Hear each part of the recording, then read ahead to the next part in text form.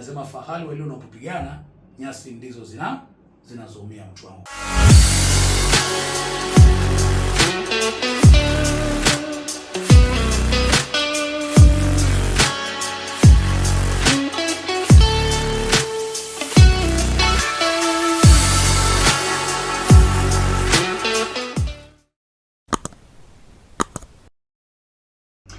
Yo, mambo vipi mtu wangu? Bila shaka wananiita beki wa kupanda na kushuka Geoffrey Mwamburi, kijana wa milimani.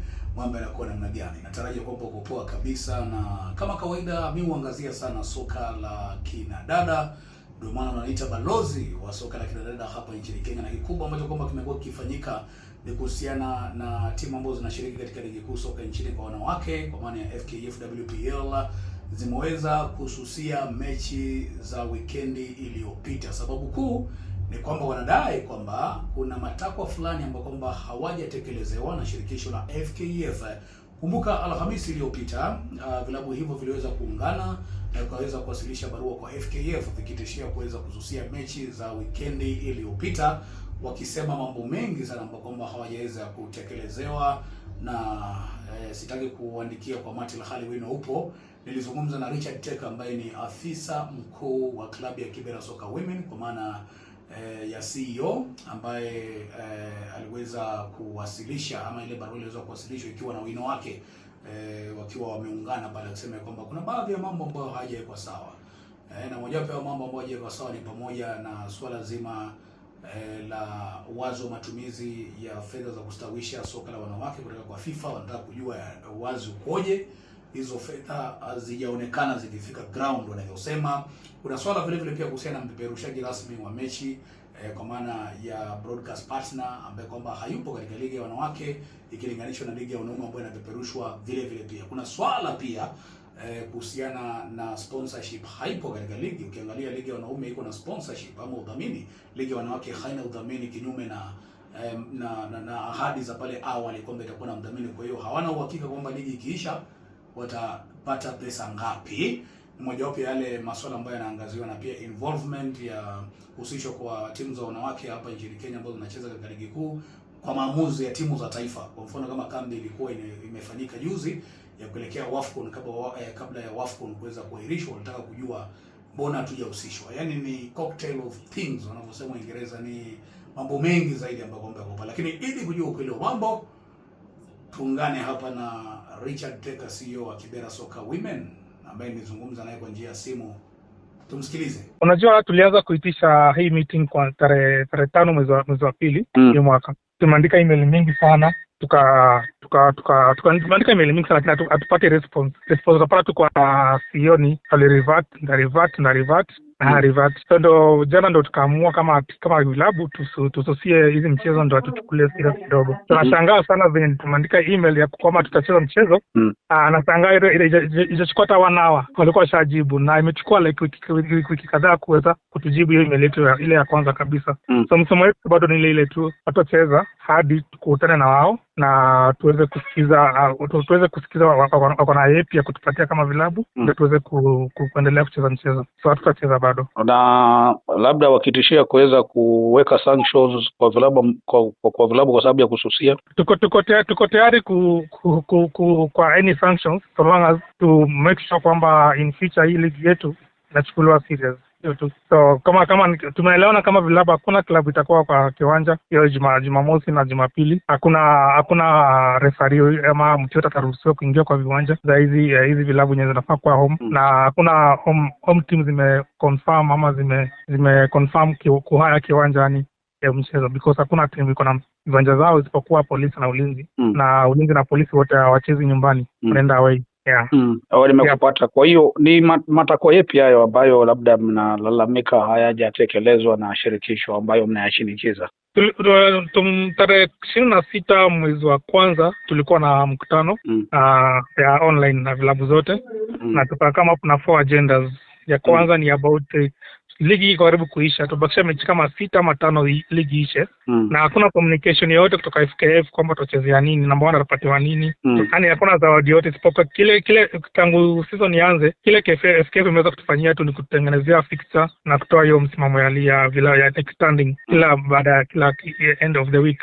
So hakuna kitu kingine yenye wametufanyia, hatujitachezea nini, namba 1 atapatiwa nini. Kitu ya pili ni about sponsorship. Walikuwa wamepromise kwamba kutakuwa na ligi itakuwa na sponsor. Walisema hiyo ligi ile iliisha, ile nyingine walisema walikujia nusu halfway kwa ligi kwa yao. So wakati promise kwamba hii ligi yao yenye tunaanza fresh ilianza last year, walipromise kwamba itakuwa na sponsor. Na tulipokuwa na meeting ya vilabu na CEO na women rep October last year, alitupromise kabla November last year atakuwa amesha announce sponsor wa ligi iko. Kitu ya tatu ni about FKF Cup. Sasa hizi tuko mwezi wa 3 unaelekea kuisha, na hakuna hata any communication kama kuna FKF Cup ama hakuna. Yaani hata wajaandaa kitu yote, na ukiangalia kwa wanaume unaona hiyo Mozart Cup imeongezewa hela like pesa. Na huko kwetu kwa wanawake hakuna, hawaja communicate anything kama iko ama hakuna. So tunashangaa. Haya, kulikuwa na hii WAFCON watu wa Kenya wamequalify kwenda kucheza WAFCON. Ilikuwa ichezeke hii mwezi na April. Hakuna hata vilabu vya WPL imekuhusishwa kwa mpangilio ama chochote yani. Na ukiangalia kwa hii squad ilikuwa imeitwa, majority of the players waliitwa ni local based players. So hizi vilabu zetu zimechangia ama wachezaji kwa national team, lakini hatuhusiki. So hii ndio vitu tulikuwa tunaangalia. Alafu tulikuwa tunaangalia mambo ya broadcasting rights na sponsorship ya like hii broadcasting rights kwa football. Tulikuwa tunataka tu na marketing ya women football. Tulikuwa tunataka watilie mkazo sana ili tuweze kunufaika. Ukiangalia like Kenya national team ya under 17 under 20 na senior team ya wasichana zimenawiri, zimeweka Kenya kwa map. Na ukiangalia wakati wanapata chance ya kwenda kucheza huko nje ya Kenya, hao wahusika wenye wako na hizi vilabu na wachezaji kutoka NSL, WPL na huko chini, hao sisi unapata sawa watu nyata hawana idea hawajai kuwa na kilabu cha mpira cha wasichana, ndio wanahusishwa katika wanapatiwa kipaumbele kuenda kutembelea ama kusafiri na timu kwenda kucheza hizi mchezo. Na wakati Kenya na nawiri na jina perform vizuri, ni FKF na inapatiwa credit. Sisi ni FKF na government inapatiwa credit. Kwa hivyo wanafaa Kenya wanafanya kwa kile wanaume, inafuata na ifanyike kwa wanawake. Okay, na kuna hili nilikuwa tunaona, kuna nini nilikuwa nimeona kwamba ati kuna vilabu vilikuwa vinaulizwa vitume fare kwa wachezaji wa Harambee Stars, kweli? Hiyo ukiangalia nimeona hiyo kitu ni kama WhatsApp message, hiyo ni uongo. Hiyo haiko kwa agenda yetu. Hakuna mali tuliongelea about hiyo kitu. Hakuna klabu yenye hakuna mali klabu ilitaja katika player wao waliambiwa watu watoe fare. Yes, na blog, haina kazi ya bloggers hiyo maybe. Hiyo ni porojo. Hiyo hatuna idea hiyo. Sawa. Kwa hiyo msimamo ni kwamba hakuna vilabu havichezi weekendi mpaka mkutano ufanyike. Na si mkutano kufanyika tu peke yake, mkutano kufanyika ikiwe na matokeo, si tu kufanyika tu na mapromise. Matokeo ndio tuanze tutaresume kucheza ligi. Kwa hivyo hata sasa hivi mazoezi yamesimamishwa? Hapana, timu zinapiga mazoezi. Mazoezi yanaendelea. Mazoezi hausishi FKF. Okay. Yes, huo ndio ukweli wa mambo, na kama unavyojua ndani ya Beki TV huwa ni kusema na kutenda, lazima tuweze kupata ukweli, na wanavyosema katika sheria za wanahabari ni kwamba story lazima ikuwe balanced. Na basi FKF pia tunaweza kuwatafuta. Huyo ni Richard Teka, huyo kwanza aliyezungumza, ambaye ni CEO wa Kibera Soka Women. Ametaja mambo mazito hapo. Lakini tumetafuta FKF ambao wamesema kwamba wameita kikao na wadau wa FKF WPL, kikao ambacho kwamba kitakuwa kinaandaliwa hiyo kesho siku ya Jumanne tarehe 17 mwezi mwaka huu kuweza kusuluhisha masuala haya. Sasa tumsikilize Jeff Kinyanjui ambaye ni afisa wa mawasiliano ndani ya FKF, alikuwa na haya ya kuhoji. Ndio, wametuma barua, tumeipokea. Imekuwa responded to. Niko sure mwana hizo barua zote mbili, I think ziko kwa mitandao already.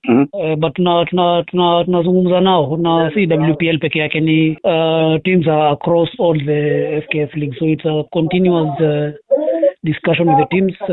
Of course kila ligi kuna challenges zake. WPL na challenges zake, but as FKF sisi ndio custodians wa mpira. So yes, tunawasikiza na tunajaribu kusuluhisha all the challenges that are going on in the leagues, not just WPL. So already tumeshedule meeting na WPL clubs on Tuesday, and a lot of those issues will be addressed during that particular meeting. We've scheduled a meeting with the NSL clubs. We've already met NSL actually. We are meeting the KPL clubs very soon. So yeah, it's a continuous engagement with all the clubs playing in our leagues. There are challenges, we'll never shy away from saying that. Kuna challenges kwa ligi zote. There are unique challenges in all the leagues that we run. Now as a federation, it's our responsibility to address these challenges and try to make the leagues better, not just WPL. I think we are talking about WPL right now because sound wametishia kususia mechi.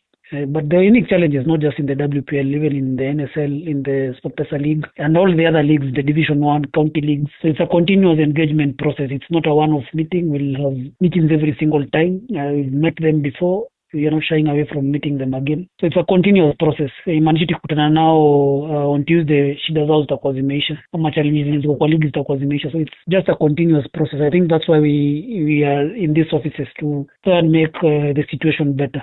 So yes, we'll meet the clubs. The letters are genuine, if that was what was asking, and we've responded to them. Not playing, that is not a solution. We've urged them to honor the games, and we will continue engaging with them and trying to make things better for the league. Last season, kulikuwa na a few walkovers in the WPL, even in the previous seasons. Like I said, there are unique challenges in that particular league. Okay, the ball is in our court to try and solve all those problems, if not. Labda ni madai, kwa sababu amesema kuna madai ambayo hawakuyataja bayana. Hizi klabu ni madai yapi haya, matakwa gani ambao wanadai FKF? From where we sit now, we know for a fact the biggest challenge in the WPL is funding. Most of these clubs are struggling to even honor games. Unajua, it's a funding problem. We are trying to secure sponsorship for the WPL and for the other leagues, but it's work in progress. You know, it's not something that will happen within a minute or within a week. The biggest challenge in WPL is the teams are struggling. So it's a challenge that the clubs have to find a way of dealing with it. And even as now as FKF, we are working day and night to ensure that we get something for the league, for the Women's Cup as well. For the first time last season, we had some sort of a partner for the Women's Cup. So we have negotiations with various partners. So it's just a matter of time. Probably those discussions will bear fruit. So what we are urging them is to just be a little bit patient. Rome was not built in a day. For the first time, we came into power and the Women's Cup had a partner. We are hoping that things will improve across all the competitions, not just the WPL. But the biggest problem really is just a funding problem. The clubs are struggling to attract partners. As FKF, we had to get a solid partner for the league. So yes, it's a funding problem from where I sit. Na clubs zenyewe mmewaandikia wajaribu kuona mechi zao hii weekend, na wakifeli kufanya hivyo? Tumewaje wasisusie mechi, but we are still even engaging them at a personal level. But yes, we've responded to them, told them about the meeting that is scheduled for Tuesday, and urged them to honor the fixtures this weekend. So we cannot talk about them not honoring at the moment because we've already spoken to them. I think that's a matter that can be handled with the various bodies that within FKF in the event that happens. But fixtures are on. We've released our fixtures. We've spoken to the clubs. The question of what happens after that, we'll deal with that when we'll cross the river when we approach the bridge. So now hatuwezi anza kusema hiyo club dock points, hiyo club itaishusha ligi, hatujafika hapo bado. But it's in our interest that the games are played. It's in their interest that they play the games as well. Challenges za ball unazijua, wewe si mgeni kwa ball ya Kenya. Challenges ziko. It's upon us now to try and make things better. Bila shaka Jeff Kinyanjui huyo anamesema kwamba si ligi ya wanawake peke yake, bali ligi zingine NSL, ukirudi paka ngazi ya chini kabisa, zote ziko na changamoto. Si ligi ya wanawake, lakini kikao cha kesho kitakuwa kinabaini mambo yatakuwa namna gani. Kumbuka kina dada wameshikilia nganga, ni viongozi wa ligi za kina dada wanasema hata kikao kikifanyika kama hakitaridhisha, na kuridhisha ni kuweza kutako yale mambo kwa kwamba wanadai waweze kutimiziwa, basi mgomo utaendelea. Wanasema fahali walio unapopigana nyasi ndizo zinazoumia mtu wangu. Kwa hiyo nasubiri kikao tuweze kujua mambo yanakuwa namna gani. Niite balozi wa soka la wanawake nchini Kenya, beki wa kupanda na kushuka Geoffrey Mwamburi, kisha kwa una subscribe, alafu unabonyeza alama ya kengele wewe mtu wa kwanza kupata content pindi zinapochipuka live.